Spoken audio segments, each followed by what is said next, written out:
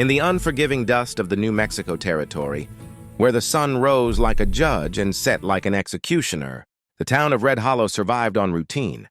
3 times a day the church bell rang, morning, noon, and dusk, not for prayer alone, but to remind the people they were still alive. Food was scarce, water scarcer, and mercy nearly extinct.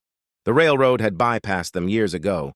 The law arrived late when it came at all, and men learned early that survival depended not on hope, but on grit. At the edge of this dying town lived a rancher named Eli Caldwell, a man spoken about only in low voices. He owned land no one else could tame, fields that somehow still produced crops, and wells that never ran dry even in the cruelest summers. People said he measured his life by discipline, 3 meals a day, 3 prayers, 3 rounds of work from dawn till dark. But they did not know what those 3 times a day truly meant, or how they would soon decide the fate of everyone in Red Hollow. Eli was not born powerful. He was forged. As a boy, he watched his father die begging for water, while men with rifles guarded, a supply meant for the railroad barons. That image never left him. It lived behind his eyes in every step he took across his land. He believed control was the only shield against chaos. So when drought swept across the territory and Red Hollow began to starve, Eli did not panic. He calculated. He rationed. He planned. And while others prayed for rain, he prepared for war, not with guns, but with choices that would test the soul of every man and woman who depended on him. By midsummer, the town council came to him desperate. Children were fainting in the streets. Livestock lay dead near dry riverbeds. The sheriff had 1 bullet left in his revolver and no authority to use it. They begged Eli to open his storehouses freely. He listened in silence, his weathered face unreadable. When they finished, he spoke only 6 words. 3 times a day. That's it. Confusion spread like wildfire. 3 times a day, what? Food? Water? Aid? Eli clarified without raising his voice. Every family would receive supplies 3 times a day, no more, no less. In return, every able-body would work his land, protect his wells, and obey his rules. No theft, no violence, no favoritism. Break the order, lose the privilege. Some called it tyranny. Others called it salvation. But hunger leaves little room for debate. The system worked. For a while, Red Hollow stabilized. Children lived. Crops grew. But something else grew too, resentment. Men who once believed themselves free now lined up at bells like clockwork. Women whispered that Eli was becoming something worse than the drought. Outsiders began to notice the strange survival of Red Hollow while neighboring towns collapsed. And with outsiders came trouble. A group of armed traders, calling themselves collectors, rode in demanding taxes for protection. They laughed at Eli's rules and mocked his bells. When they tried to seize the wells, Eli did not draw a gun. He rang the bell. 3 times. The people gathered, fear in their eyes. Eli stood before them and spoke words that would echo through the territory for decades. He said survival without dignity was not survival at all. That order without justice was another form of death. Then he made a decision no one expected. He opened the storehouses completely, not just to Red Hollow, but to any town willing to stand together. He fed enemies. He armed farmers.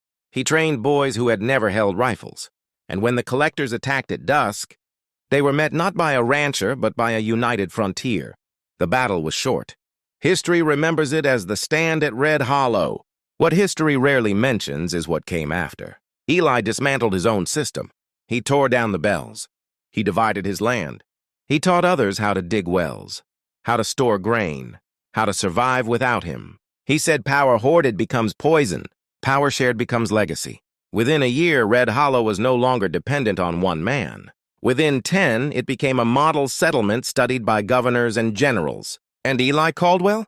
He vanished into the land that made him. Some say he died alone. Others swear they saw him riding west, smiling for the first time. But every time a bell rings in the old territories 3 times a day, people remember the rancher who proved that true strength is knowing when to let go. And if you're still listening to this story, remember this: history is not changed by guns alone. It's changed by choices made when no one is watching. The disappearance of Eli Caldwell should have marked the end of Red Hollow's legend, but instead it became the beginning of something far larger, something that crept across the frontier like a slow-burning fire. Without the bells, without the rigid order, The people were forced to confront the most frightening thing of all, freedom with responsibility. In the weeks after Eli left, confusion ruled. Some feared the town would collapse without a single hand on the reins. Others believed this was the moment they had waited for, a chance to prove they were more than mouths waiting to be fed. What no one realized yet was that Eli's final act had not been leaving, but planting an idea so dangerous and powerful that it would unsettle the very foundations of the Wild West. At first, the cracks showed. Arguments broke out over water rights. Old grudges resurfaced. A fight in the street nearly turned deadly when two brothers drew guns over a strip of grazing land.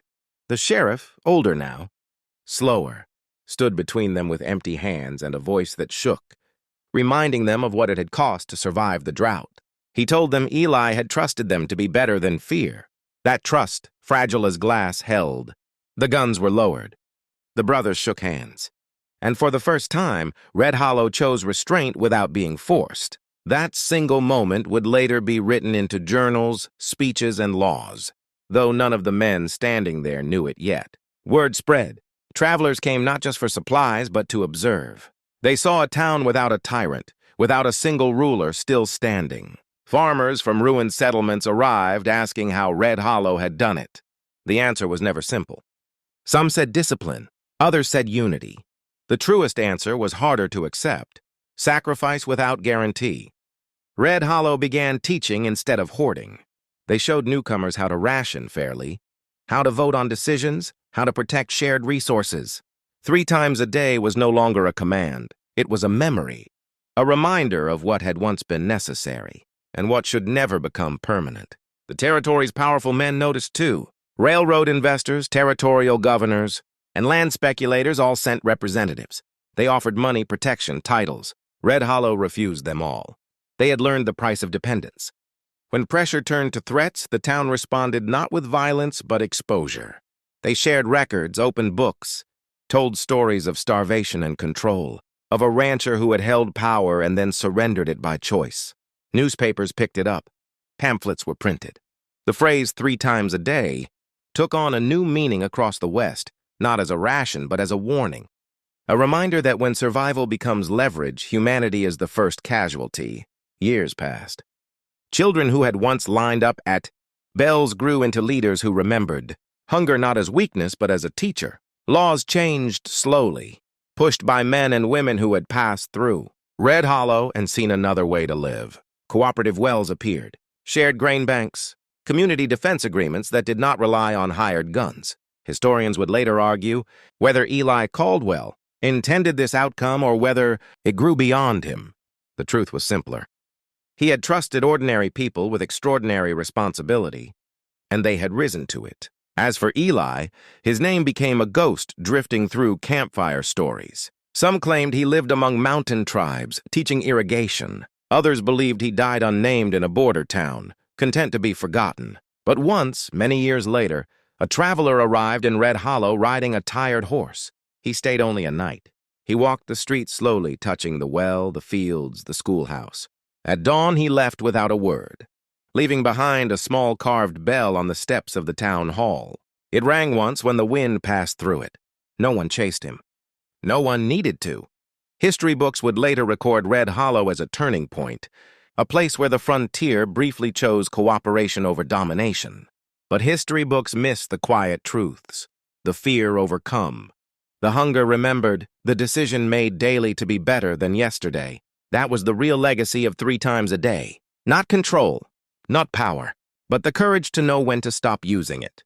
And if this story reached you across time and distance, remember this: every era has its drought, every generation its bells. What matters is not who rings them, but who decides when they are no longer needed.